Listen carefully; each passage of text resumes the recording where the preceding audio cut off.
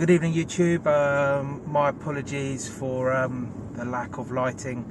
I decided to do a video for you all in my Leaf, about the Leaf, just to really give you a real normal buyer. I don't have any sponsors or anything like that. Just a bit of real world, honest advice on buying this car. So my particular car is a 2016 Nissan Leaf Accenta, the middle range one. I bought it 2 months ago. It did have high mileage, but the state of health was 90.8, I think, from memory.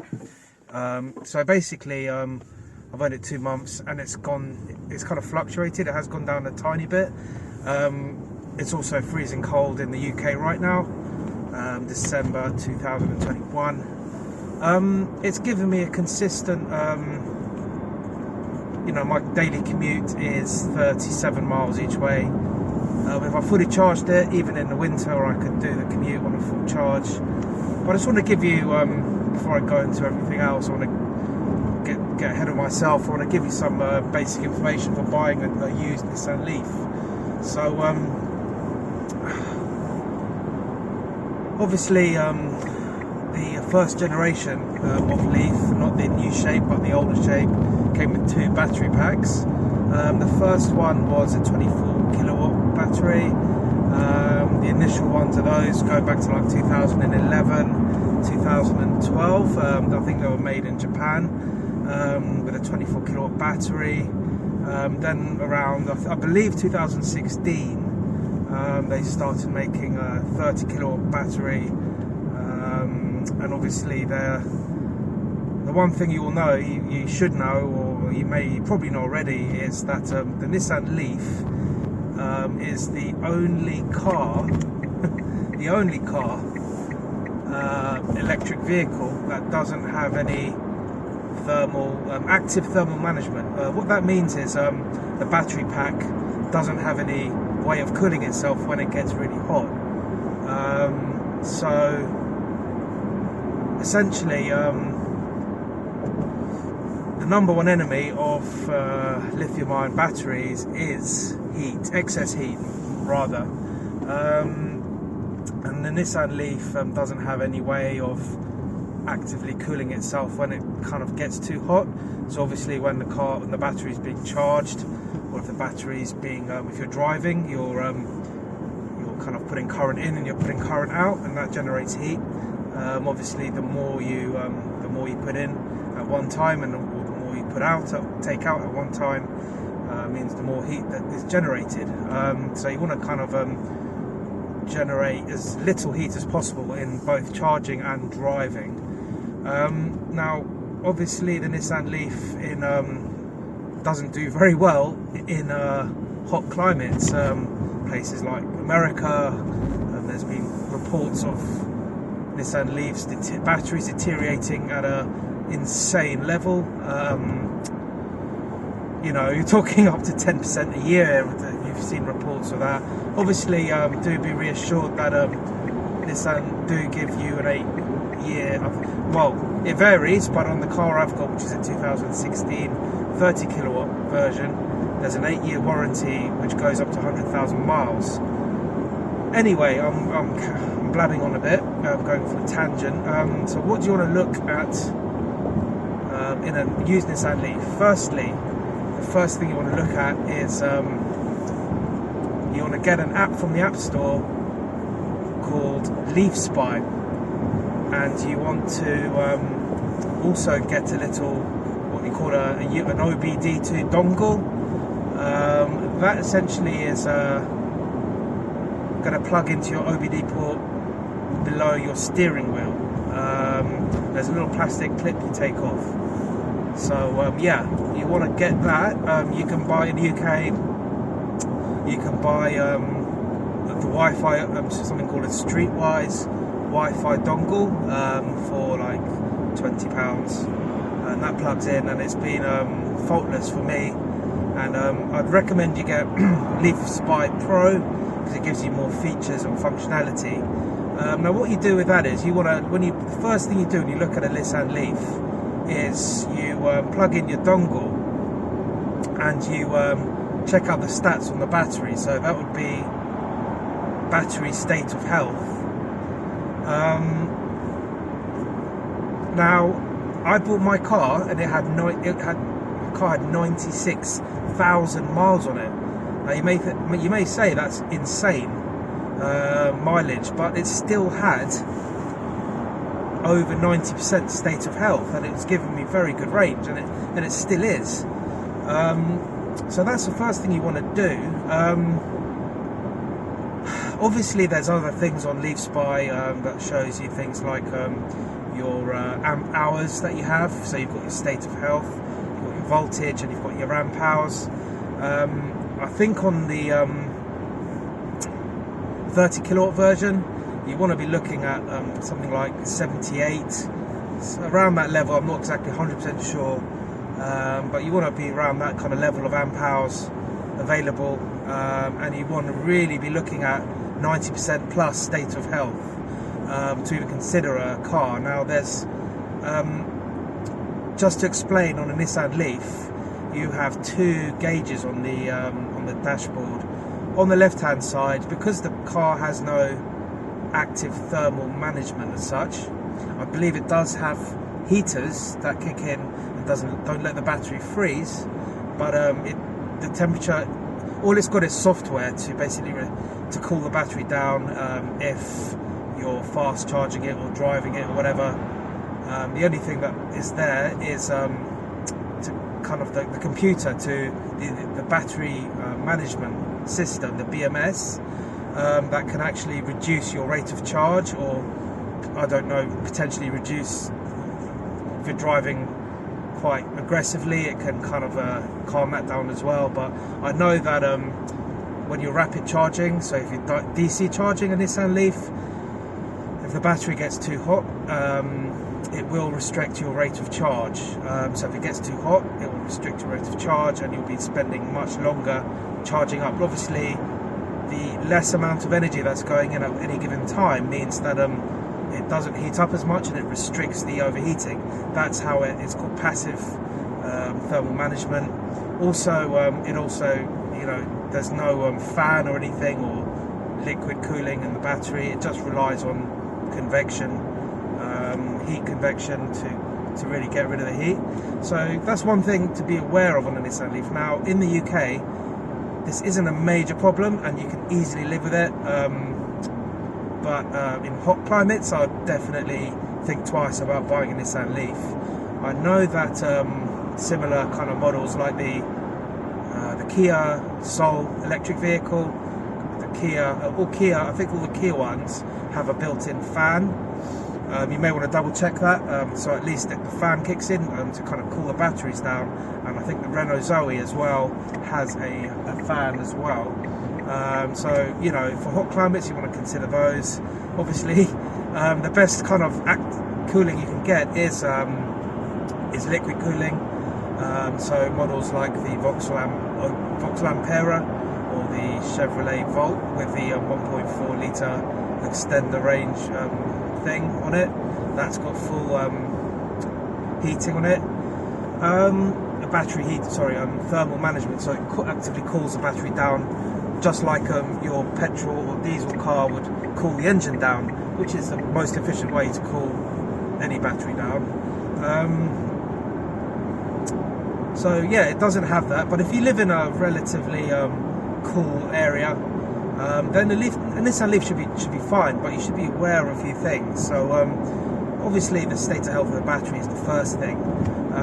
Things like service history, mileage, obviously there's not really a lot to go wrong with this car. You've got an inverter, you've got an electric motor which is brushless. They, like your washing machine, probably they'll last, you know, 500,000 miles upwards. You really don't need to worry about those. The one thing you need to worry about on any EV is the battery. So yeah, once you've ascertained, you've had a check and you've checked that the battery is in good health. Obviously, going back to the dashboard of the car, I said that the temperature of the battery displayed on the left. So obviously you've got bars. Lease Buy also can show the temperature of the Pro version can show the temperature of your battery as well. That's more of a kind of a physical gauge, but it doesn't actually tell you what the exact temperature is. There's 3 sensors on the one I've got at the moment. The next thing is there's a gauge on your right that shows you your state of charge and your state of health. So the narrow bars on the right hand side with 2 red bars at the bottom is your state of health. So yeah, there's 12 bars which represent your state of health, and the top bar represents 15%. That's 15% of your car's state of health. So if hypothetically your car that you're looking at buying has lost 1 bar, that means that it's lost at least 15% of its state of health. So it's got 85% or less of the capacity that it had when it was brand new. The other metric on the gauge on the right, so you've got state of health and state of charge. So that just shows you how much range you've got. So it's a guessometer. It's not always right. It depends on how much of a heavy right foot you've got. It's not. I wouldn't rely on that too much. You can also select if you press the little selection button to your right, you can go through things like your actual state of charge. Like it'll tell you mine's currently 60%, or you can. It even tells you things like energy economy. So how many miles per kilowatt. The Leaf tends to fluctuate from 3 to 4 miles per kilowatt. It's not the most efficient electric vehicle, but it's not the least efficient either. It's okay. I think the Hyundai Ioniq is actually the best for efficiency, as far as I know. Please feel free to correct me on that. Yeah, I mean, obviously I've explained the basics, the state of health. Once you've done all that, then there's not really much else. The brake, for example, the brake pads on any EV, they'll last a lot longer than their ICE counterparts. So and that's because of regenerative braking. So the cars usually, I mean, you can change this. You can have a D drive mode, which uses less regenerative braking and lets the car coast more when you're slowing down, so it won't be as aggressive. Or a B mode, which you can select. Again, that gives you more aggressive braking, and that does the job of the friction pads. But obviously, I think towards the end of when you're braking, it may use the pads a little bit. They last a lot longer. I mean, I've done nearly 100,000 miles and I'm still on my original brake pads, and I've got over 50% left. So that just tells you if you use regen braking efficiently, then you can really make the pads last a long time. So yeah, I mean, that's the main basics of a Nissan Leaf. It's been really reliable for me. Obviously, the later models, the earlier models had what they call resistive heating. So if it's cold and you're freezing cold and you want to turn the heating on, it's going to literally take off loads of range from your battery. It uses a lot of power. I had a Vauxhall Ampera, it had the same thing, an absolute pain. So yeah, try to avoid the early models if you can. Nissan did upgrade this to what's called a heat pump, which is far more efficient. It kind of regenerates the heat somewhat. Maybe, I'm not 100% sure, it may take power from your heat from your battery that's generated as well. So far more efficient to get the later models. As I say, this is my first kind of video on this on anything really on YouTube, so really just wanting to share some knowledge. I'm not an EV guru or anything like that. Another good thing about a Nissan Leaf, just to let you know, obviously there's a downsides of the lack of thermal management, but there is a company called Nissan I think they're in Finland, and what they do is they can actually replace your battery. So if you've got a degraded battery, or if you want to get more range, you can either replace the battery. So say I wanted to change it to a 40 kilowatt battery, take my 30 kilowatt out. You could go to the company and they'd take it out, they'd give you something for your old battery, and they'd charge you and put a new 40 kilowatt battery in. You can also put something called a range extender in the boot of your car, and this literally just fits in the boot and tucks away. It kind of takes a little bit of space, but it's at the bottom and it's all concealed. And I think Nissan, they use batteries from crashed plug-in hybrids to kind of extend. Basically, they splice into the Nissan Leaf circuits, and they add that battery into the capacity, and it can add, I believe, up to 20 kilowatts now that you can add in your boot. So you can make your 30 kilowatt Leaf a 50 kilowatt Leaf. Obviously, take away degradation and buffer for top of, say you've got 26 kilowatts, which I do at the moment, which is available for use. You can add another 20 to that, so that would be 46 kilowatts, and I think it costs like around £5,000. Some companies in the UK also do this, beginning to do it. One called Cleverly EV in Gloucester, I think, and another one called the Electron Garage in Scotland. The UK ones obviously charge a lot more, but then not a lot, I don't know, but when I checked it was more expensive. But obviously you're not having to drive to the continent, so yeah, there's that to consider. So you do actually now have upgrade options for the Nissan Leaf, which I don't think you have for any other EV at the moment. And there's some real bargains around on the Nissan Leafs in the UK at the moment. I paid $7,000 for mine with over 90% state of health. So £7,000, add another 5, say hypothetically, for 20 more kilowatts.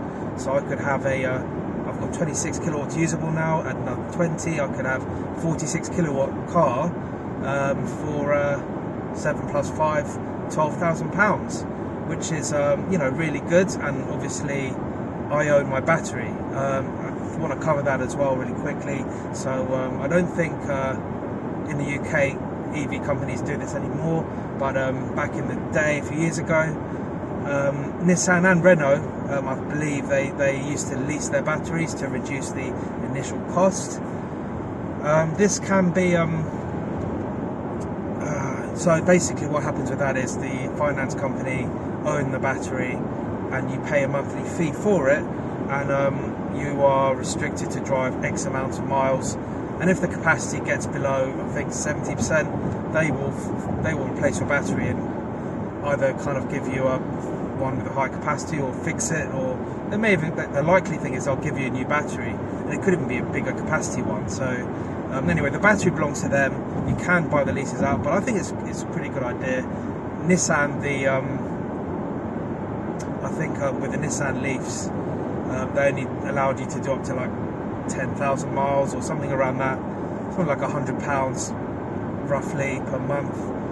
The Renault Zoe lease now is much better.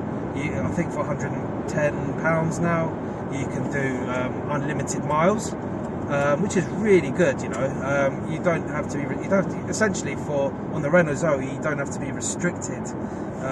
You don't have to worry about the battery. You can just drive it, and then when if it does lose its health to below a point where it's not drivable, you can just go to Renault RCI Finance or whatever they're called, and they will just replace your battery for free. So you don't need to worry about that with a leasing option. But do check if your battery is leased. Obviously, if you take an own battery, you may want to take more care of your battery.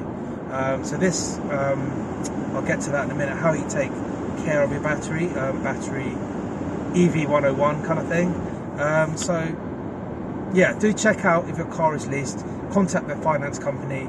I think it's RCI Finance for Nissan. You may want to Google it and see if there's another company that does Renault, I'm not sure. And just ask them, is this number plate, is this VIN, is a battery leased or owned? I found out before I bought mine that mine is owned. So, you know, I'm obviously taking far greater care of my battery. So how do you take care of your battery? Good question.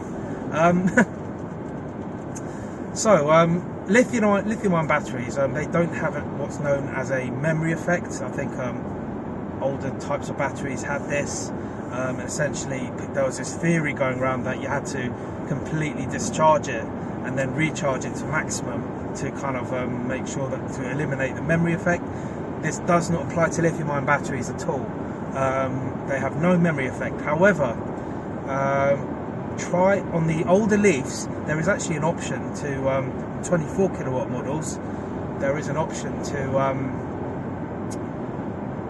essentially excuse me, cap the charging at 80%.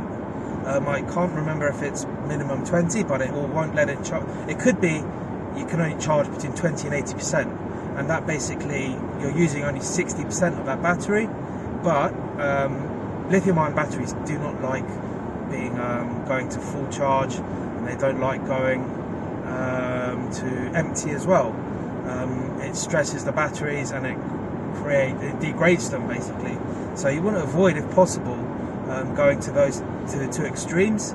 If you have to, then you have to.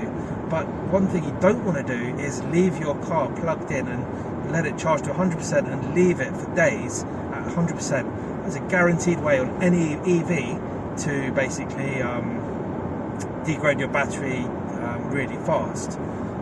They don't like staying at high state of charge and low state of charge. So try to operate your car if possible. Again, if you lease your battery, you don't have to worry about it so much because you're going to get a replacement. But try to operate it between 20 and 80%,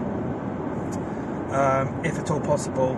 I know it's difficult, but there is a charge. You know, you can do it automatically on the older Leaf. However, on the newer one, you can't. So what I do is there's a charge timer, and I just roughly work out how long it will take to get to a certain level of charge, and then I tell it to stop. And even when it's plugged in, it won't be charging. If you are going to be storing your car for any longer period of time, try to keep it at 50%. What I do personally is when I get back from my commute, I charge it to 50. And then I leave it, so I set the timer to kind of take it to 50% approximately. Then I leave it, and then I kind of factor in time for it to, you know, so it goes to around to 80% just before I'm going to do my journey. So I'm not leaving it at 80% even for very long. Obviously, this is a bit extreme, but if you want to make your battery last, I think that's the guidance on that.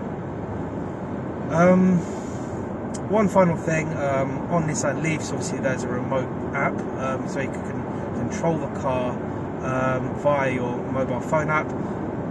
It's not amazing in terms of the actual API interface that Nissan uses. It's very slow and clunky, and obviously the Nissan has I think a 2G SIM card built in, so it does actually communicate with Nissan servers, and you can do certain things remotely. Excuse me. So what you can do, I mean, the Nissan Connect app, it's called, is very clunky. It's not the best option, but you can actually, for example, turn on your state of charge. You can tell your car to, if it's plugged in, you can tell it to start charging, and that will override any timers that you've set up. Now when your car's charging, there's some blue lights on the dashboard, they will appear. That's when your car's charging, so that's just so you know when it's charging. So you can start the charge, but stupidly you can't stop the charge remotely, you can only start it. So you have to physically just monitor the state of charge and then unplug it, or you know, to stop it charging, which I find a bit they didn't really think of that they didn't plan that very well. But anyway, you can do that. You can preheat your car, so you can turn it on before you're set to go out on your commute. It's very cold, and this is whilst it's charging. Obviously, it's best to do this whilst it's still plugged in and charging, and it will basically use the heat that the power that you're feeding into it to heat up the car, and obviously you won't have to use as much heat on your journey, so to speak. So that's pretty smart. There are quite a few quirky features. I think I've covered the basics of it. If you have any questions, I'm sorry that it's dark. I just did this video off the cuff. So if there's any questions you may have, I'll definitely answer them to the best of my ability. I just really on the subject of apps, I just wanted to add that there is actually an alternative app that replaces the Nissan Connect app. I think it's called My Nissan Leaf. It's got a blue logo on it. It's free to use, and it works a lot better than the actual Nissan app. And the user interface is a lot better as well. So, do feel free to check that out and use it instead.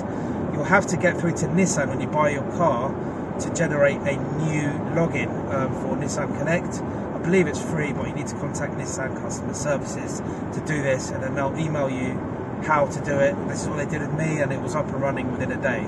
So that's pretty good. But yeah, I think I've covered the basics. If I've missed something out, if I've got something wrong, feel free to get in touch, leave a comment, and thank you very much for watching.